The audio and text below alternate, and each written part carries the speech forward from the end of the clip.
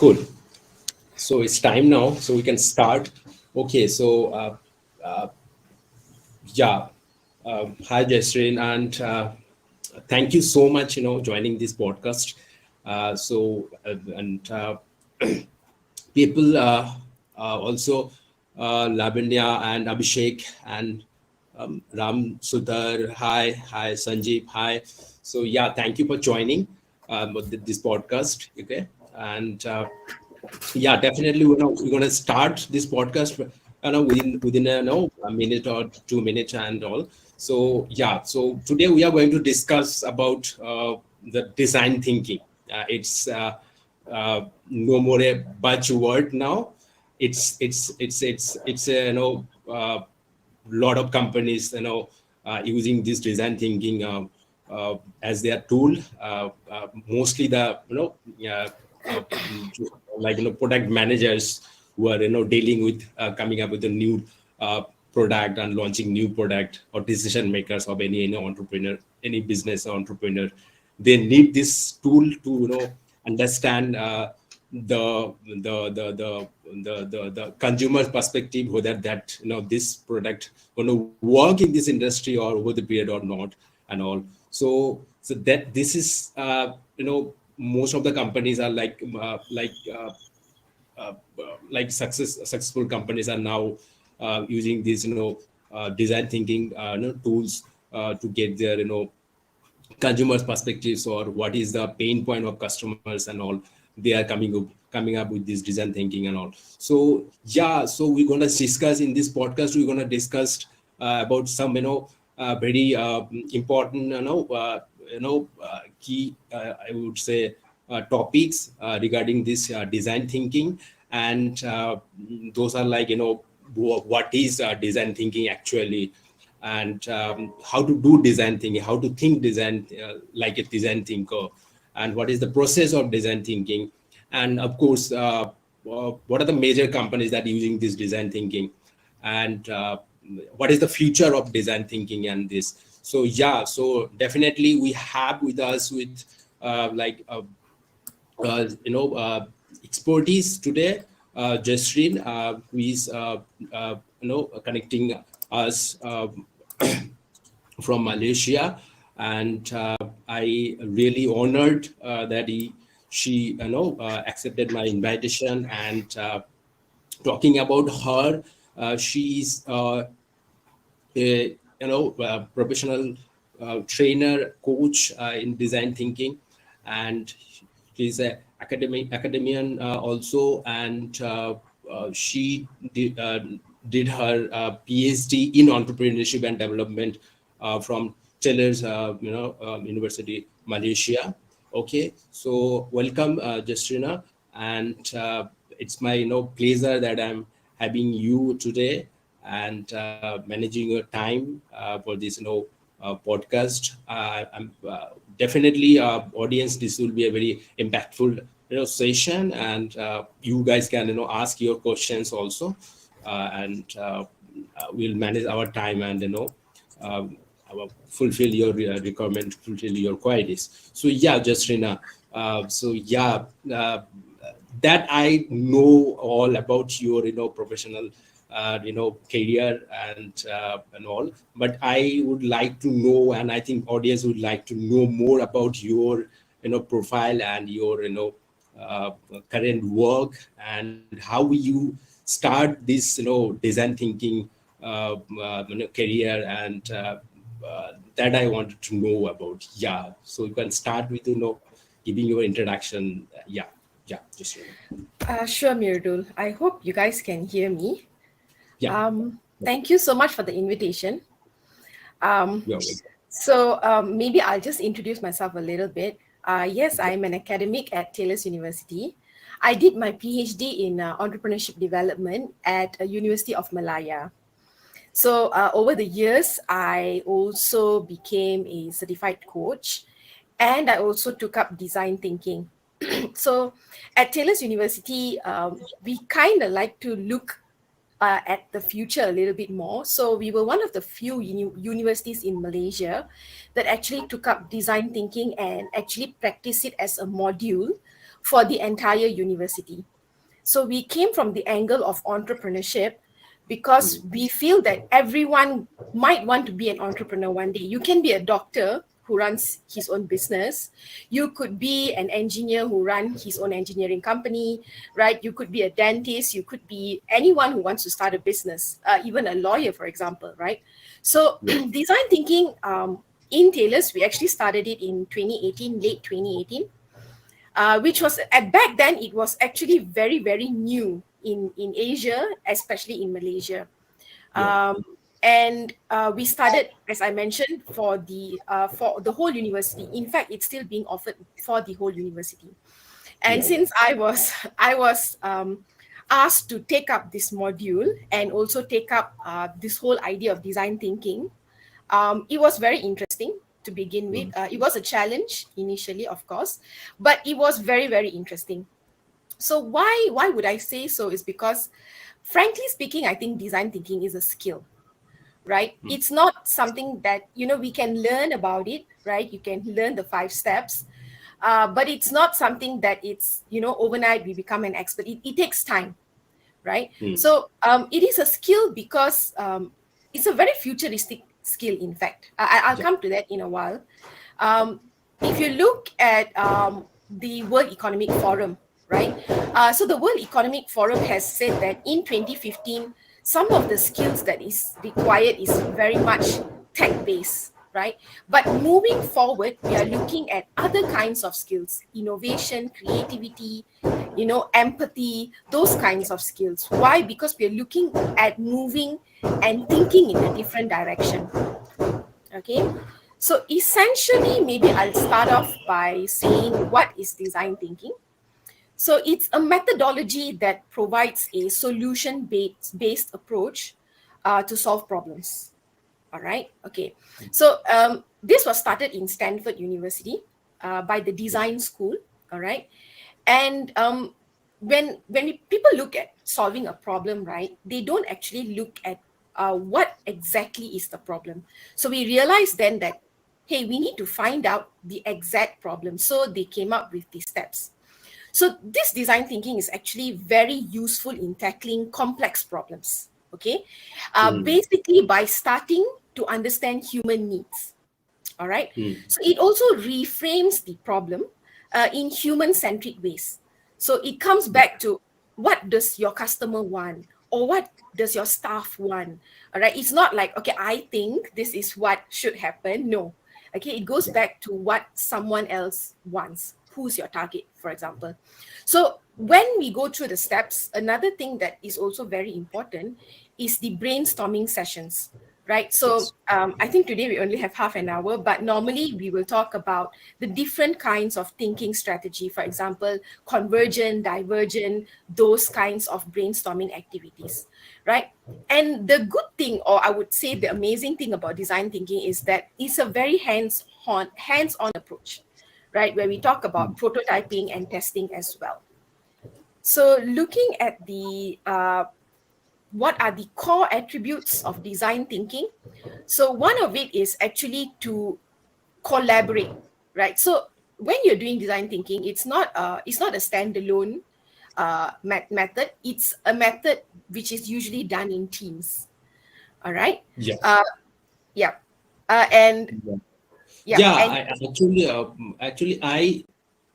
I'm also not new in this, particular design thinking sector, because I'm doing my PhD. Okay, so it's in strategy. So in strategy, I have one coursework which is design thinking, and I just finished that design thinking course study, and I found it very interesting. The reason behind being an entrepreneur, I'm also an entrepreneur. So I'm the founder of Market Research Universe. So there we do provide, consumer research and market research and marketing research and all these things.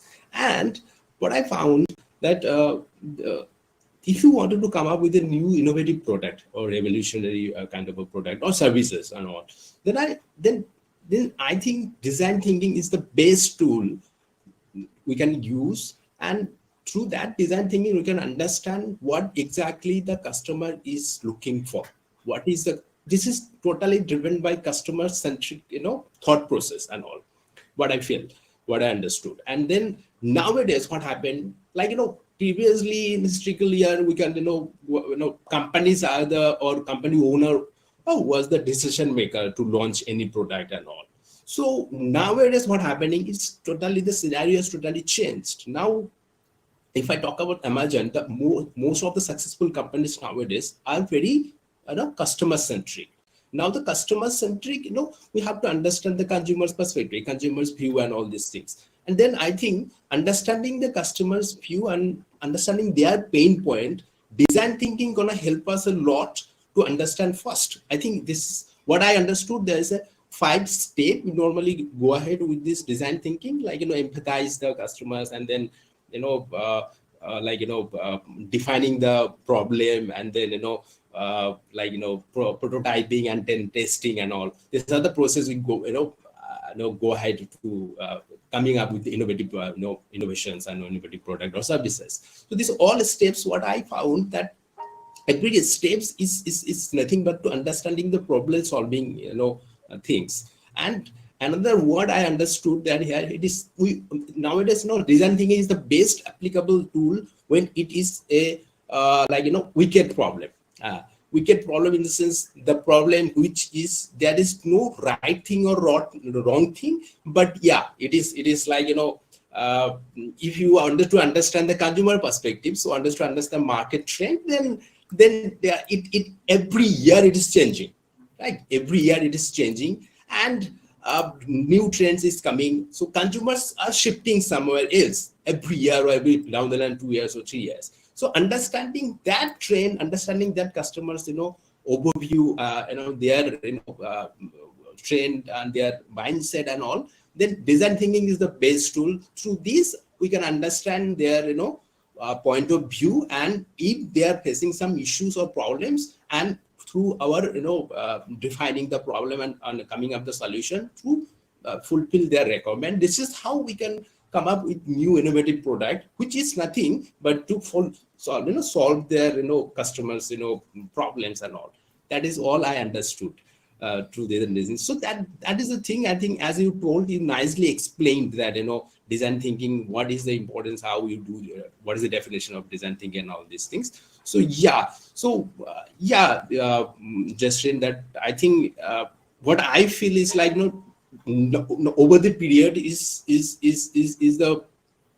design thinking is going to be very basic for any product launching, or any product managers and all. What do you feel on that perspective? So what is the future of design thinking, as you already covered, but I wanted to know more about the future of design thinking. How we can, what are the other perspectives we can use design thinking? Could you please give some light on that? I'm assuming you're asking me about where else I can use design thinking. Yeah, your exactly. question? Yeah, okay, all right. Okay, so basically it can be used in many situations. It's not just one pub situation. For example, a friend of mine has told me that design thinking is even used in medical industry, right? Ooh. Where they try to solve cancer patients' problems, right? Oh, And that's interesting. yes, they have started that in the US, right? And we are actually moving towards finding problems so that we can find solutions. Because the problem is, all this while we are finding solutions without knowing what the exact problem is. It's like going to see the doctor, right? And you're telling the doctor, I have a tummy ache, and the doctor is prescribing you a medication without even checking you. It's similar to that. So with the design thinking methodology, the doctor is actually checking exactly what is wrong with you, and then only prescribing the accurate medicine. So that is, if you want to think of an analogy, I think that would be a very good analogy for design thinking. So that's why we start with empathy. So you already mentioned that we have 5 steps, right? So we start very basic with empathy, and even looking at defining the statements of problem itself, right? So when you talk about empathy, when you ask a question, How do you ask a question? Is it a question that is asked in a biased manner? A lot of times we ask questions in a very biased manner, right? You know, you could ask, what is your favorite fruit? Or you could say, do you prefer apples to oranges? So if you ask the apples to oranges question, it's actually a biased question. So you always have to ask an open-ended question. So how do you empathize with someone? How do you ask the right questions? It's actually a skill in itself. So in terms of empathy, another thing about empathy is you must want to solve this person's problem. You have to put yourself in their shoes, right? It's very easy for us to be an entrepreneur and then go down and in our back of our head, how can I make profit? How can I make profit? But not understanding what exactly does the customer need and the customer want. Yeah. So if you know what the customer need and what the customer wants, similarly, if you know what your staff needs and your staff wants, right, it is actually solving the problem. And when you talk about creating revolutionary products, that's how you create revolutionary products, instead of just, you know, a lot of times as entrepreneurs, as business people, we just look at our perspective of what's the cost, what's the revenue, where's our sales, what's our target market. We never talk about the problem. In fact, we hardly talk about it, right? So with design thinking, I've done like workshops. I've also been teaching for the past 3-4 years now. What I tell my participants or my students is that you have to find exactly what is the problem. So if you do not figure the problem out, the solution does not solve the problem. It's as simple as that, right?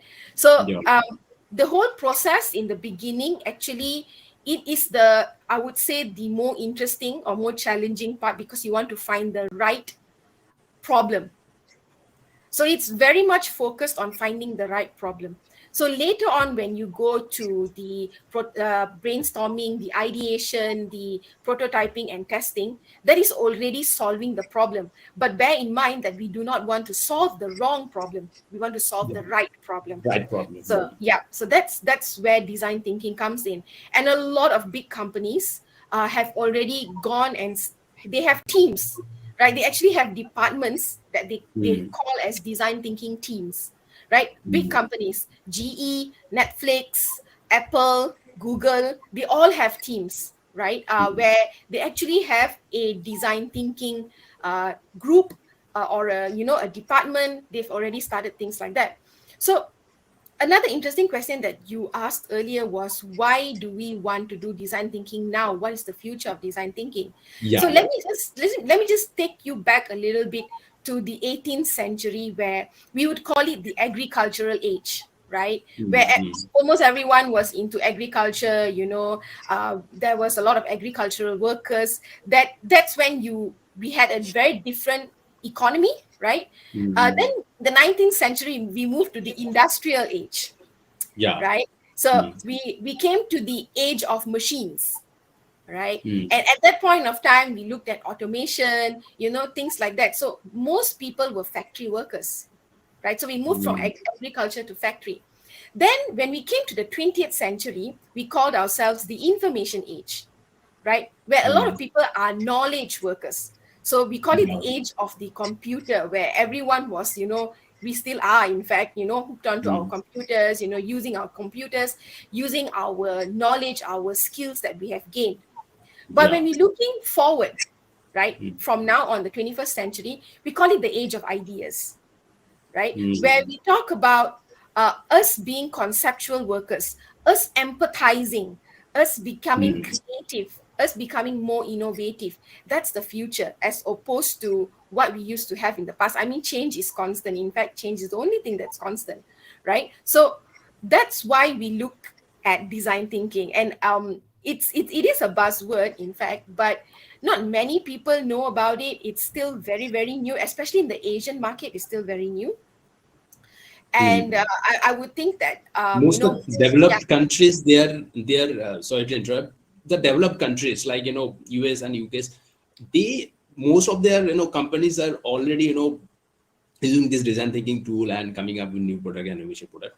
In Asian countries, Asian design still is a buzzword. But we are people are now because globalization happening. So like if I know, give me an example of PepsiCo, that company. They, I think, very initially, this is the one of the company that India, started the design thinking, and this is how they are, one of the successful, beverage company. And yeah, we all know about their product. It is all about marketing. It is all about marketing, because this is just sugar water. That's it, nothing else. But Coke. But still, because of the marketing and because of the understanding the design thinking, through design thinking, understanding the consumers, and they are coming up with that kind of solutions, I think. So that is the reason they are this much successful. So I think in Asian region also, as this region is one of the fastest growing region, you can say, and countries are also including India, China, Malaysia, and all these countries are like Japan. Japan is already developed, but all the developing countries at all, they are definitely coming up with companies are understanding that design thinking is very much important now. What I feel, so they are also now. This is not a buzzword now something beyond that, which I feel. So within, I think 5 years down the line or 6 years down the line, I think design thinking gonna be the basic of any company or any decision makers or any product manager. What do you feel on that? I believe so. I think any big companies that has a department on strategic development, I think they would have a team of design thinkers eventually. Yeah, I see that happening in bigger companies in Malaysia. They are looking at hiring design thinkers actually. So it is something that I think it started very big in the US, because big names did that. Google, Apple, once they start things like this, and everyone usually follows suit. And the thing about design thinking is, because I have used it myself, right? And I would definitely say that thus far it has been very good. Very good in the sense, either I find out what is the problem within the company, all right, or not, or in fact, and find solutions, because the brainstorming process is a very, very good process, or the method that design thinking uses for brainstorming is really good. Because in design thinking, when you are brainstorming, we do not say that any idea is a bad idea. Every idea, how silly it may sound, is a good idea. It's a good idea. Yes. So in design thinking, we say that, and when we go to prototyping and testing, we say failure is a stepping stone to success. So every time you fail, the question is, what did you learn from your failure? Exactly. We don't say you failed, okay, that's it, it's over. No, we learn from the failure and we move on. So even if you failed 10 times, right, we learn 10 things not to do or to do differently. Exactly. Yeah. Yeah. So one of the things that you've asked me earlier was about how companies are going to do that, is that even Google, for example, they have many products that are a failure. Nevertheless, they never stop failing, right? They still continue to fail, so that they get that one idea that's just going to turn things around. So that is the basis of design thinking as well. So yeah. Yeah, exactly. You nicely explain actually. Yeah. So we can take some question from like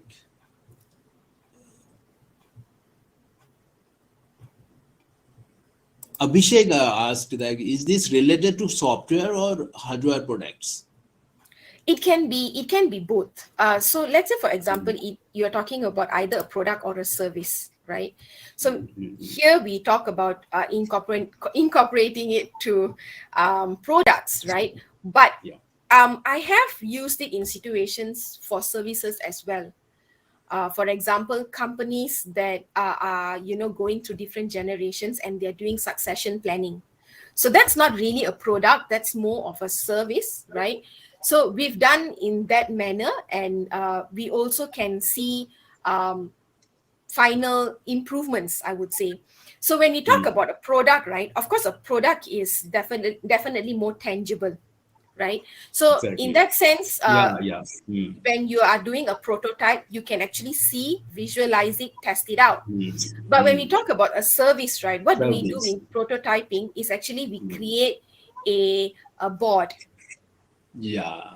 okay, a Because storyboard. but the case Yeah. of product, it is tangible. You can feel, you can see, you can understand. But when it comes to services and all, then it is intangible. I think on that perspective, also design thinking can uh, can be applicable. Yes. But So yeah, we when use it comes to storyboards. software, Yeah. yeah. When it comes to software, I think design thinking. It is all about what I feel, as also discussed. It is all about understanding the problem and giving that the proper solution. Understanding the whole problem and brainstorming, and then giving the proper solution and coming up with the solution, which the solution can be in service product, and also can be uh, any tangible product and all. So yeah, that I think, yeah, Abhishek, so we can use design thinking in software and hardware, of course, right, Jesrina? Okay, Yes. Yes. so yeah, so of course my next question to you, Jesrina, that as you already mentioned that Google and Netflix and these are the companies that are using design thinking and all. You already explained the process also, but I wanted to understand some in depth of the process, how we do the process, that design thinking in a brief. Yeah. Sure. So maybe I'll just quickly run through it. Yeah. Yeah. So the first step is actually empathy, right? So this is the step where you understand either your customer, your staff, or your participants. You set aside your own assumptions, meaning you cannot be biased, right? And you try to understand exactly what are their needs or wants, right? So again, here, sympathy is very different from empathy, right? When we talk about empathy, you feel the person's pain and you want to help them.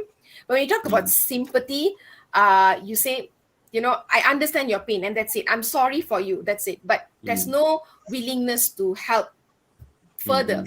In fact, a very recent article by Harvard Business Review, right? They actually moved a step further, which is sympathy, empathy, and then compassion, right? So, of course, I would say we are in empathy and compassion as well, according to Harvard Business Review. But yeah, what is very important is to put yourself in the person's situation or position. So for example, right, say you have a legal case against you, and you go to the lawyer, right? You want the lawyer to do his or her best. You want Yeah. the lawyer to fight for you, not take your case as just another case. Similarly, if you go to the doctor and you have a certain illness, you want that, right? We all want that. It must be the best for us as a customer, right? So it's always how we empathize, right? So that's step one. Of course, step two is once you've empathized, once you understood your customer, your staff, or whoever you're trying to help, right? You come up with a problem statement. So the problem statement here is to understand what exactly you are going to solve, because a problem that is well stated is actually a problem half solved. So you know what's the problem, you can manage to solve it sooner. So it's very human centric in that sense, right? Then after that, you move on to ideate. So ideate is where you brainstorm. And as I mentioned earlier, the basis here is that there are no bad ideas. So we say that for every good idea, you will have 10 or 20 wrong or useless or silly ideas. But it's okay, you still jot it down, right? The idea may seem beyond reach, in fact, right? But nevertheless, you can still jot it down because, men have gone to the moon, right? At one point of time, nobody thought that would happen. So anything is possible. So that is what we actually advocate in design thinking. So if you keep in your mind that, okay, this is a bad idea, very negative, right? You actually don't encourage imagination or creativity. You are curbing imagination or creativity, right? So never say never in that sense when it comes to ideation in design thinking. And of course, then the fourth step is prototyping. So this is what we call an experimental phase, right? So Okay. you identify the best solution here, Mm. and then you implement it and investigate. So you Mm. can either accept the idea as a whole idea, you can Mm. accept it but with improvement, Mm. or you can re-examine the idea. So sometimes you think, okay, this is not a good idea, you put it in a box first. You can come back and re-examine it later if it could be used again. So it's based on the user's experience here. So this one, if it's a product, then you can actually create the product itself and test it out, right? Mm. Or if it's a service, then you create a storyboard. Now with the storyboard, you can go back to whoever you interviewed in the empathy stage or stage 1 and ask Mm. them whether this is going to be useful or not. Mm. So you have the emotions and all that, and when you give them the idea, they will tell you, actually this idea can be done, but Mm. we have to do it that way, or this idea cannot be done, but you have a different way, or it can be done anyway, right? So that's Mm. prototyping. And lastly is testing, right? So testing is actually very, very important because you want to put your product out in the market, right? Yeah. And as I mentioned again, the first time usually may not be the idea that solves the problem. You got to bring it Mm. back, right? And then Mm. test it again. So when Mm. you bring it back, you may go back to stage 1 or stage 2. You may want to Mm. redefine your product again. You may want to ideate again, right? You may want to do a few things again. Okay. It's the So agile process itself. Yeah. yes, it's agile. You're right. Yeah. Yeah. So your solution can or may be a failure, but it's okay. And here, as I said, in failures are something of a stepping stone to success. Yeah. So that is the 5 step of design thinking. Yeah, I think audience. I think this no the discussions helped you a lot. Okay, about the design thinking and what is design thinking. What is the process that we the 5 step we normally follow for design thinking, and how to do that and all, and also the future focus perspective of design thinking. And I as I already covered that that Asia Pacific is one of the fastest growing. So I think the market of design thinking is coming in Asia Pacific regions also, and over the period, companies are using this design thinking, and this is the good news for the developing nations also already, because developed countries are already using, because they understand what is the importance, what is the benefit of design thinking. And on the other hand, this developing nations, developing countries are companies are understanding the importance of design thinking, and that is the reason that they're coming up with a lot of innovative product which is more customer centric and all. So then the ultimately design thinking is, I think, the tool that gonna help you not only the coming up with the innovation or revolutionary product, but also is directly indirectly giving you the understanding of consumers view, targeted customers and all these things, and ultimately minimizing your business risk. What I think business risk, because being an entrepreneur or any product manager or any director of of any company, then if you are in a dilemma that you are launching your product, but what is the right time to launch your product, okay, and how to come up with with the new product and all, then I think the design thinking is the best tool for you. And you can companies are coming up with these tools, and then this is how that throughout this design thinking steps and process, you guys can come up with a good decision, business decision, and as well as good product and innovative product. Okay, so that's I think this I hope that we all have we have cleared all your questions. What I yeah com- ja- yeah, I pretty much covered that. What are the benefit of design thinking at companies and all. Yeah. So as promised, we have covered that key topics. So okay. So So I think we are about to finish this podcast. Okay. So yeah, anything you wanted to say, Jesrina, and regarding Um, design thinking, or any conclusions from your side, any recommendations from your side? I'm not sure who are your participants, but assuming they are owners of businesses or directors or something, right? So, from my perspective, from someone who has actually been doing design thinking for a few years now, I would say that if you are looking to create a revolutionary product, or you have a problem, a persistent problem that you cannot find a solution, it would be so good to actually get your team to go through the design thinking process. You don't have to send them for training for design thinking and all that. Actually, just a workshop, 5 days, or get a consultant to come in, do a small project. It actually solves quite a bit of problems. um, and you would be very surprised at how your team can actually come up with solutions. You would be surprised. Yeah, yeah. You put them, you make them, you get them to sit down, you get them to brainstorm. In fact, I would say that everyone wants to solve whatever problems that they are facing, right? So the incentive to solve a problem is actually within every human being. So I think that to want to solve a problem is within all of us. So you put them down and you get them to sit to solve a problem. All you need is actually a consultant. You don't need to send them for training. You need just a workshop, and your problem can be solved. So again, that is my perspective. Yeah, so that's all. Thank you, Yeah, Mirdul. exactly. You are right. You are pretty much right that, yeah, you can, yeah, that's it.